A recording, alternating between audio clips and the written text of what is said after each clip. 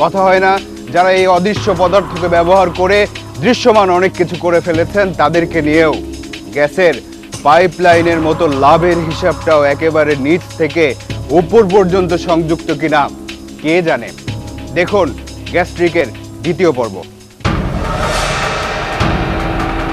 গরম করার মতো গ্যাস থাকে না, খুবই কষ্ট হয় আমাদের। বৈধ করে দিলে ইচ্ছা মতো যে কোনো সময় ইউজ করতে পারবো।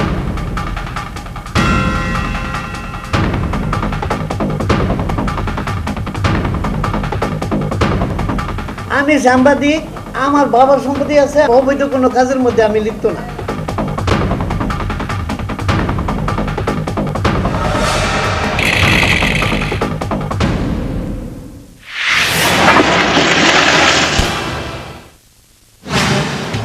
গ্যাস কিন্তু নবায়নযোগ্য নয়। একসময় দেশের এই প্রাকৃতিক সম্পদ শেষ হয়ে যাবে, আরো কিছু বছর হয়তো এই গ্যাস সুবিধা পাবেন।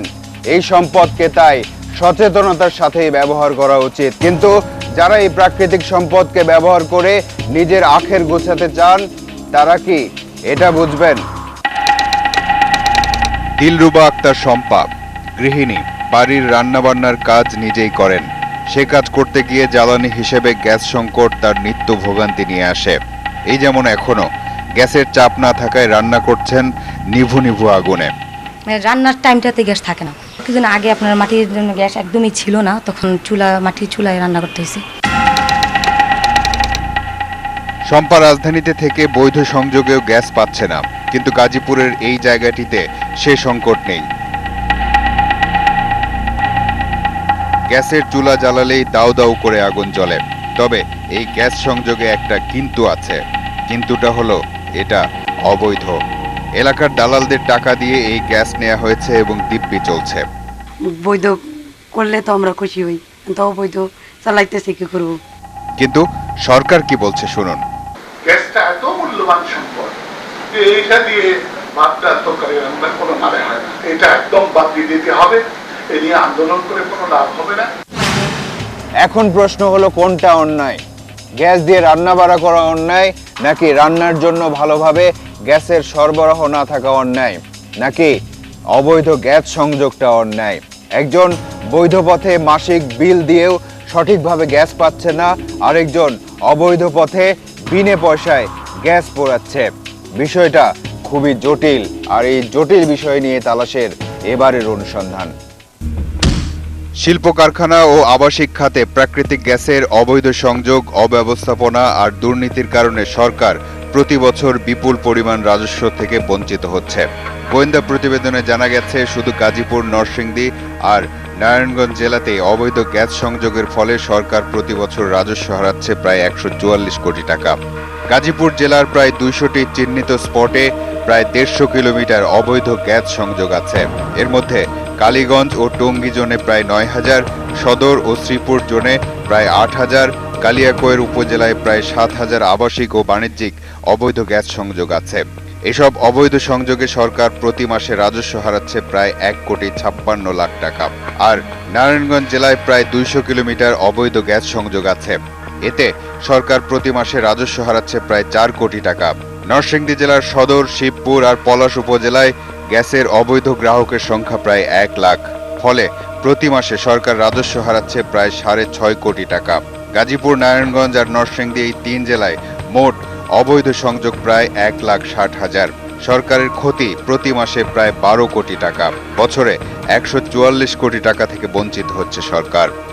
গ্যাসের দুর্নীতি আগেও ছিল, এখন সেটা ব্যাপকতা অর্জন করছে। এর পেছনে আছে বড় বড় হোমরা চোমরা। এই জায়গাটায় হাত দিলে এটা বড় ধরনের সমস্যার সৃষ্টি হয়। মিটার রিডার জড়িত থাকে, কারণ এই মিটার রিডারদের ভিতরে অনেক সংসদ সদস্য আছেন। কোন এলাকায় কত কিলোমিটার অবৈধ গ্যাস সংযোগ আছে সেটা হিসাব করা যায়, অবৈধ গ্রাহকের সংখ্যা হিসাব করা যায়, প্রতি মাসের ক্ষতির হিসাবটা যোগ করে বছরের ক্ষতির হিসাবটাও বের করা যায়। তাহলে কি এই কাজ বন্ধ করা যায় না? ব্যাপারটা যদি এভাবেই চলতে থাকে তাহলে এত হিসাব নিকাশ আর তথ্য প্রমাণ থাকাটা একটু হাস্যকর বটে। গাজীপুরের কালীগঞ্জ উপজেলা, এই উপজেলার প্রায় 21টি স্পটে অবৈধ গ্যাসের সংযোগ আছে। মূলগাঁও গ্রামের জামাই মঞ্জুরের বাড়ি, এই বাড়িতে গ্যাস সংযোগ আছে কিন্তু বৈধতা নেই। শুধু তার বাড়িতে নয়, আশেপাশের সব বাড়িতেই অবৈধ গ্যাসের সংযোগে চুলা জ্বলে। সংযোগ নিতে মঞ্জুর মিয়া ঘুষ দিয়েছেন পৌর কাউন্সিলর আমিরকে। আপনার 35-40 হাজার টাকা একটা লাইনের জন্য। চমকিয়া পারো হাত মেম্বার কমিশনার এত সেরাই না ম্যাডাম। তাই নাকি? গ্যাসের অবৈধ সংযোগের ব্যবসায় এমপি পর্যন্ত হাত থাকে কিনা আমরা এখনো জানি না। যারা টাকা দিয়ে এই সংযোগ নেন তারাই ভালো বলতে পারবেন। জামাই মঞ্জুর অবশ্য জানে না যে তার কথা রেকর্ড হয়েছে। চশমা আতা উঠত তালাশের ক্যামেরার সামনে তার এলাকায় অবৈধ গ্যাস সংযোগ নিয়ে মুখ খুলতেই ভয় পাচ্ছেন। না না, এই সম্বন্ধে আমি বলবো না, কারণ বলে আমি এলাকার চাপ কামো, আমার ট্যাঙ্কি থাকতো না, এরিয়া ভেঙে লেবু সব। এলাকার লোকজন মুখ না খুললেও তালাশ টিমের কাছে তথ্য আছে গাজীপুরের শ্রীপুর উপজেলার কেওড়া, পূর্ব পশ্চিম খণ্ড, তেলিহাটি, আবদার, জৈনাবাজার, নয়নপুর, ভাংনাহাটি, মাওনা, গড়গড়িয়া, মাস্টারবাড়ি সহ প্রায় 50টি গ্রামে অবৈধ গ্যাস সংযোগ আছে। শুধু আবাসিক নয়, অনেক শিল্প কারখানাও চলছে অবৈধ গ্যাসে। তালাশ টিম জানতে পেরেছে এই এলাকায় অবৈধ গ্যাস সংযোগের মূল হোতা সাবেক কমিশনার রমিজউদ্দিন ও তার ছেলে রাজীব। বাড়ি প্রতি 70 থেকে 1 লাখ টাকা নিয়ে গ্যাসের অবৈধ সংযোগ দিয়েছে রমিজউদ্দিন ও তার সিন্ডিকেট। কিন্তু তালাশের ক্যামেরার সামনে রমিজউদ্দিন একেবারে আলাভোলা হয়ে গেলেন। তবে টেনে আনলেন তিতাসকে। আমার হাতে একটা টাকা কেউ দিয়েছে কেউ বলতে পারবে না। আপনি না নিয়ে থাকেন, আপনার লোকজনই নিয়েছে। না, আমার লোকজন বলতে এলাকার সবাই তো আমার লোকজন। গ্যাসের যে আপনার লাইনের লোকজন তারাই দিছে। অবৈধ গ্যাস সংযোগের একজন দালাল গড়গড়িয়া নতুন বাজারের জিয়াউদ্দিন। কিছুদিন আগেও তার বাড়ির অবস্থা এমন ছিল না। অবৈধ গ্যাসের দালালির টাকায় নাকি তার এখন রমরমা অবস্থা। আরেকজন মান্নান শিকদার শ্রীপুর উপজেলার অবৈধ গ্যাস সংযোগের দালালি করে অঢেল টাকার মালিক হয়েছেন, স্বীকারও করেন। আমাদের দেশটা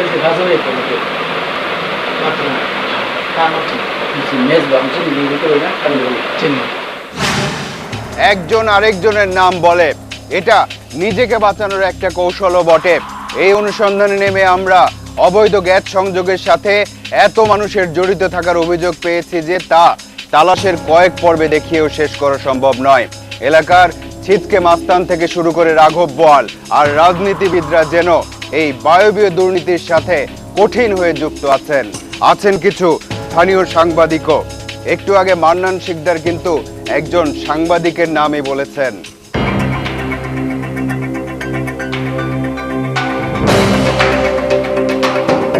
মেজবাউদ্দিন একজন সাংবাদিক, অপরাধ বিষয়ক সাংবাদিক। তিনি একজন মানবাধিকার কর্মীও বটে। এত পরিচয় তার যে পরিচয়পত্রের ওজনে পকেট ছিঁড়ে যাওয়ার মতো অবস্থা। দেখুন তার কত পরিচয়। চলুন তার ক্যারিয়ার সম্পর্কে একটু জেনে নেই। আপনার সাংবাদিকতা শুরু হয় কোন পত্রিকা থেকে? 21 কন্ট্যাক্ট থেকে। তারপরে হলো আসছিলাম আমি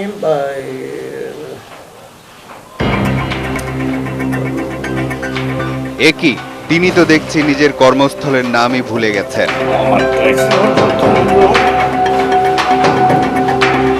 শিশু সংবাদ।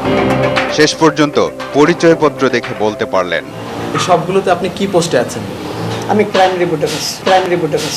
Crime reporter. তালাশ টিম শুধু অবৈধ গ্যাস সংযোগের বিষয়েই জানতে চায়। আমি সাংবাদিক, আমার বাবার সম্পত্তি আছে, আমি এই অবৈধ কোনো কাজের মধ্যে আমি লিপ্ত না।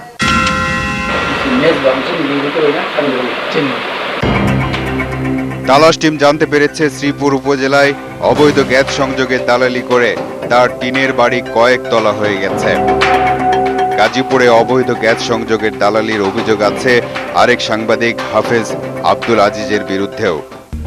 শুধু এরাই নয়, বৈরাগীর চালার সাংবাদিক ও স্কুল শিক্ষক শফিক মাস্টার, সাংবাদিক ইমদাদ, ফয়সাল, এনামুল হক আকন্দ সহ আরো অনেকের নাম আছে এই তালিকায়।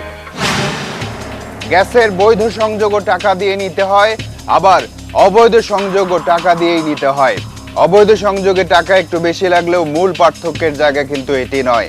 পার্থক্য হলো বৈধ সংযোগে টাকা যায় সরকারের কাছে, আর অবৈধ সংযোগে পকেট ভরে অন্য কারো।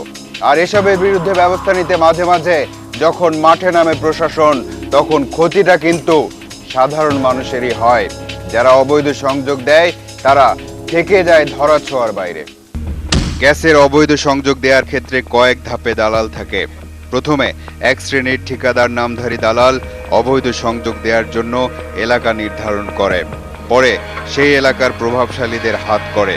প্রভাবশালীরা কিছু দালাল নিয়োগ করে, তাদের মাধ্যমে সাধারণ মানুষকে প্রলোভন দেখায়।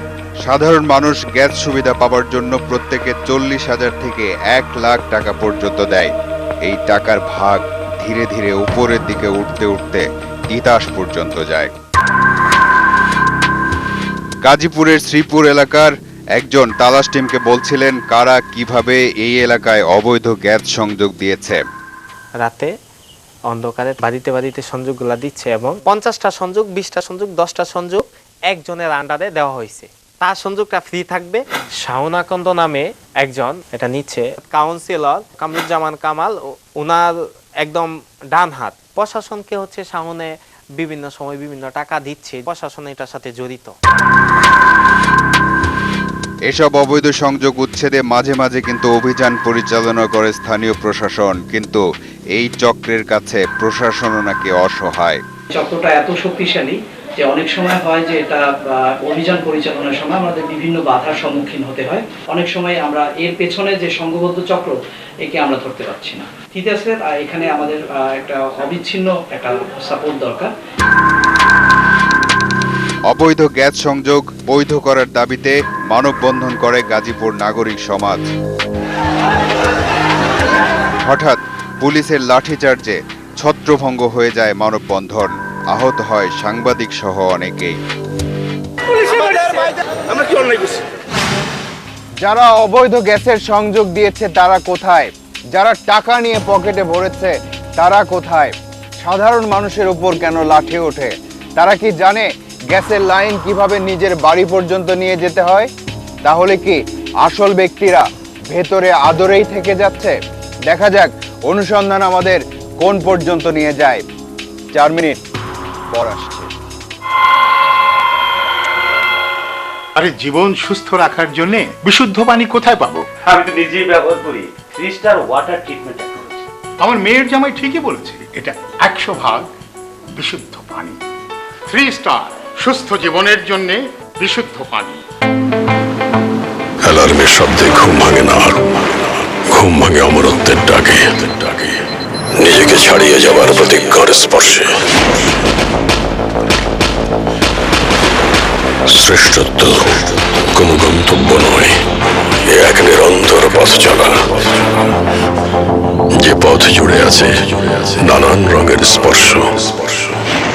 স্পর্শ কখনো চোখ ধাঁধানো প্রতিভার, হোঁচট খাওয়ার পরও ঘুরে দাঁড়ানোর অদম্য চেষ্টার। স্পর্শ ভালোবাসার, ফিসফিস করে বারবার যা মনে করিয়ে দেয় শ্রেষ্ঠত্ব কোনো গন্তব্য নয়, আগামীর সাফল্যকে স্পর্শ করার এক নিরন্তর পথ চলা। সেকেন্ড জেনারেশন ফিঙ্গারপ্রিন্ট টেকনোলজি, অত্যাধুনিক ক্যামেরা ও মেটাল ইউনিবডি, হুয়াওয়ে GR5 ও GR5 mini. Huawei, inspired by nature and the perfection of life. Expert craftsmanship. Waterproof. Fire delaying technology. Solid weight, solid strength. Enviously fine wooden texture. Introducing composite wood for the first time in Bangladesh. EcoWoods brings different types of doors, boards, timber tube and door frames. It's something you deserve. Oriental EcoWoods. More than wood. জীবাণুরা ছড়ায় হাত থেকে, তাই ওদের ধ্বংস করতে ব্যবহার করো সাবধান হ্যান্ড ওয়াশ। এখন 2টি সাবধান হ্যান্ড ওয়াশ 200 ml এর সাথে একটি টিফিন বক্স ফ্রি। আরে জীবন সুস্থ রাখার জন্য বিশুদ্ধ পানি কোথায় পাবো? আমি তো নিজেই ব্যবহার করি 3 স্টার ওয়াটার ট্রিটমেন্ট টেকনোলজি। আমার মেয়ের জামাই ঠিকই বলেছে, এটা 100% বিশুদ্ধ পানি। 3 স্টার সুস্থ জীবনের জন্য বিশুদ্ধ পানি। অ্যালার্মের শব্দে ঘুম ভাঙে না, ঘুম ভাঙে অমরত্বের ডাকে, নিজেকে ছাড়িয়ে যাবার প্রতিজ্ঞার স্পর্শে। শ্রেষ্ঠত্ব কোনো গন্তব্য নয়, এ এক নিরন্তর পথ চলা, যে পথ জুড়ে আছে নানান রঙের স্পর্শ। স্পর্শ কখনো চোখ ধাঁধানো প্রতিভার, হোঁচট খাওয়ার পরও ঘুরে দাঁড়ানোর অদম্য চেষ্টার। স্পর্শ ভালোবাসার, ফিসফিস করে বারবার যা মনে করিয়ে দেয় শ্রেষ্ঠত্ব কোনো গন্তব্য নয়, আগামীর সাফল্যকে স্পর্শ করার এক নিরন্তর পথ চলা। সেকেন্ড জেনারেশন ফিঙ্গারপ্রিন্ট টেকনোলজি, অত্যাধুনিক ক্যামেরা ও মেটাল ইউনিবডি, হুয়াওয়ে GR5 ও GR5 mini. Huawei, Inspired by nature and the perfection of life. Expert craftsmanship. Waterproof. Fire delaying technology. Solid weight, solid strength. Enviously fine wooden texture. Introducing composite wood for the first time in Bangladesh. EcoWoods brings different types of doors, boards, timber tube and door frames. It's something you deserve. Oriental EcoWoods. More than wood. জীবাণুরা ছড়ায় হাত থেকে, তাই ওদের ধ্বংস করতে ব্যবহার করো সাবধান হ্যান্ড ওয়াশ। এখন দুইটি 7 হ্যান্ড ওয়াশ 200 ml এর সাথে একটি টিফিন বক্স ফ্রি।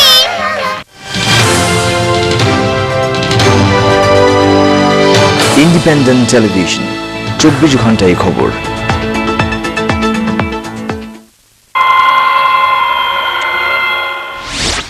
অনুসন্ধানে উপর থেকে নিচের দিকে নামার সুযোগ খুব কম, বেশিরভাগ ক্ষেত্রে নিচ থেকে উপরের দিকে উঠতে হয়। স্থানীয় সাংবাদিক থেকে শুরু করে রাজনীতিবিদ থেকে শুরু করে সংশ্লিষ্ট কর্তৃপক্ষ এই গ্যাসের ট্রিক্স মনে হয় তালাশ টিমকে অনেক উপরের দিকেই নিয়ে যাচ্ছে।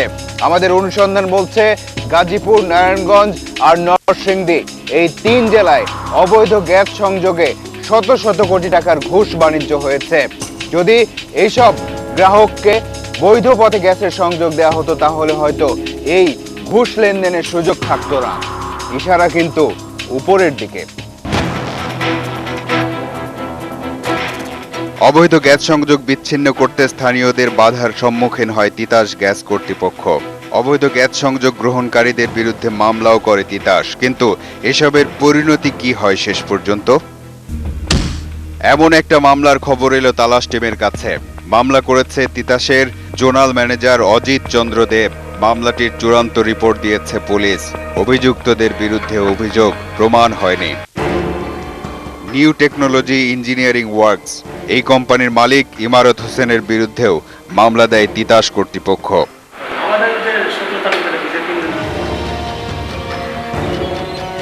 অবৈধ গ্যাস ব্যবহারকারীরা বলছে তিতাসের কর্মকর্তাদের সহযোগিতায় তারা এলাকায় সংযোগ নিয়েছে। কোম্পানির লোকেরা কোনো লিখিত নাই যে আপনারা এইভাবে লাইন নেন, পরে মনে করেন এটা আমরা একটা জরিমানা দইরা বদ্ধ করে দিব। এই টাকা কালেকশন করছে 50,000, 60,000। কোন কোম্পানির লোকেরা দিচ্ছে? এটা তিতাস গ্যাস। অনুসন্ধান করতে করতে আরেকটু উপরে উঠতে পেরেছি আমরা। এসব অবৈধ সংযোগের পেছনে মূল কলকাঠি কারা নাড়ে সেটা এখন অনেকটাই পরিষ্কার। আর আসল জায়গা থেকে প্রশ্রয় পায় বলেই তো ধাপে ধাপে দালাল চক্র গড়ে ওঠে। এসব ঘটনা জানার পর উচ্ছেদ অভিযানটাকে আপনাদের কাছে একটা প্রহসন বলে মনে হতে পারে। গাজীপুর, নারায়ণগঞ্জ আর নরসিংদী এই 3 জেলার অবৈধ গ্যাস সংযোগ নিয়ে অনুসন্ধান করে একটা গোয়েন্দা সংস্থা। সেই গোয়েন্দা প্রতিবেদনে দেখা যায় 3 জেলায় 144 জন স্থানীয় ব্যক্তি এই অবৈধ গ্যাস সংযোগের সাথে সম্পৃক্ত। এর মধ্যে গাজীপুরে 46 জন, নারায়ণগঞ্জে 47 জন এবং নরসিংদীতে আছে 25 জন।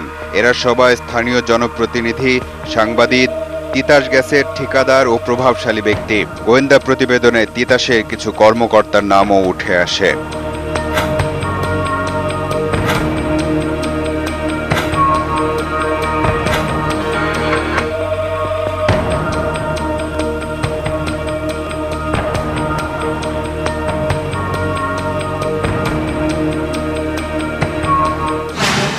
এবার একটু আইন আর দণ্ডের প্রসঙ্গে আসা যাক।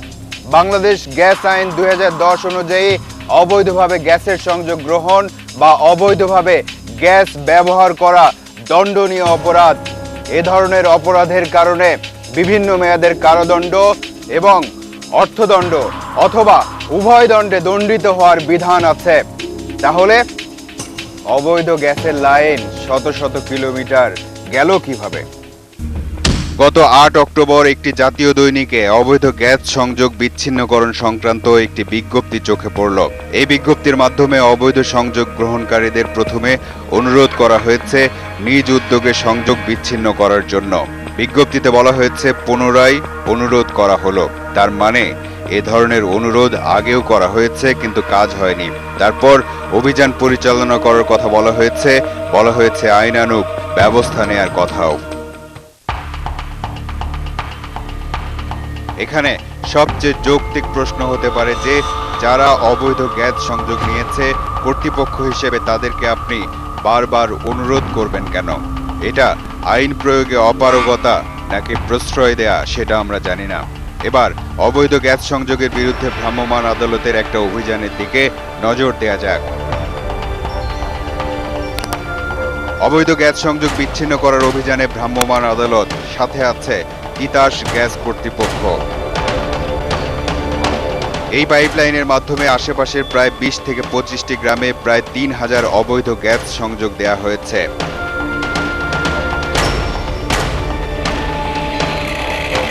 অবৈধ সংযোগ বিচ্ছিন্ন করা হচ্ছে। রহস্যজনকভাবে কোনো বাড়িতেই লোকজন খুঁজে পাওয়া যাচ্ছে না। তাহলে কি তারা আগেই জেনে গেছে অভিযানের খবর নাকি অন্য কিছু? এবার একটা বাড়িতে একজন মহিলাকে পাওয়া গেল।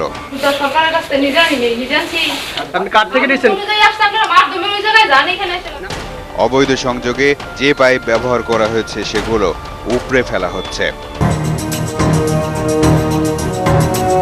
অভিযান তখনও চলছে। হঠাৎ দৃশ্যপটে পরিবর্তন। কয়েকজন এগিয়ে যাচ্ছেন অভিযান পরিচালনাকারী ম্যাজিস্ট্রেট ও তিতাসের কর্মকর্তার দিকে। তারা স্থানীয় রাজনৈতিক নেতা। অভিযান বন্ধ করার তদবির নিয়ে এসেছেন। আস্তে আস্তে লোক বাড়ছে। গ্রামবাসীকে উত্তেজিত মনে হচ্ছে। তালাশের ক্যামেরায় এলাকার লোকজন কিছু বলতে চাইল। তিতাস গ্যাসের কোনো কর্মকর্তা ছাড়া আমাদের মতন সাধারণ পাবলিকের কি সম্ভব ছিল এই লাইন নেওয়ার মতো? আর আমরা কোথেকে জানবো যে কোন জায়গায় লাইন আছে, কোন দিক থেকে লাইন? অথচ একটু আগে আশেপাশের গ্রামে কোনো লোক ছিল না। তাহলে কি তারা তাদের নেতার জন্য অপেক্ষা করছিল? শেষ পর্যন্ত অভিযান ব্যর্থ। ফিরে যাচ্ছেন অভিযান পরিচালনাকারীরা।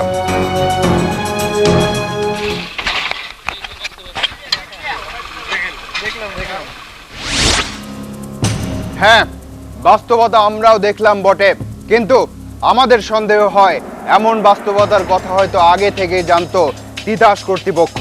আমরা বিশ্বাস করি প্রশাসন কখনো কোনো চক্রের কাছে অসহায় হতে পারে না। যদি হয় তাহলে বুঝতে হবে ওই চক্রের ভেতরেও প্রশাসন আছে। এবারের পর্ব শেষ হচ্ছে, কিন্তু জানার এবং দেখার বাকি রয়ে গেল আরো অনেক কিছু। মনে হচ্ছে গ্যাস্ট্রিক তৃতীয় পর্বে যাবে। এ ব্যাপারে আপনাদের কিছু জানা থাকলে তালাশ টিমকে জানান। এবার যেতে হবে। আজ চলে যাচ্ছি কিন্তু যাচ্ছি না। পরবর্তী অনুসন্ধান শেষে তালাশ টিম আবার এসে দাঁড়াবে আপনাদের সামনে। দর্শক, আপনাদেরকে নিয়ে আপনাদের জন্য এই অনুষ্ঠান। লিখুন এই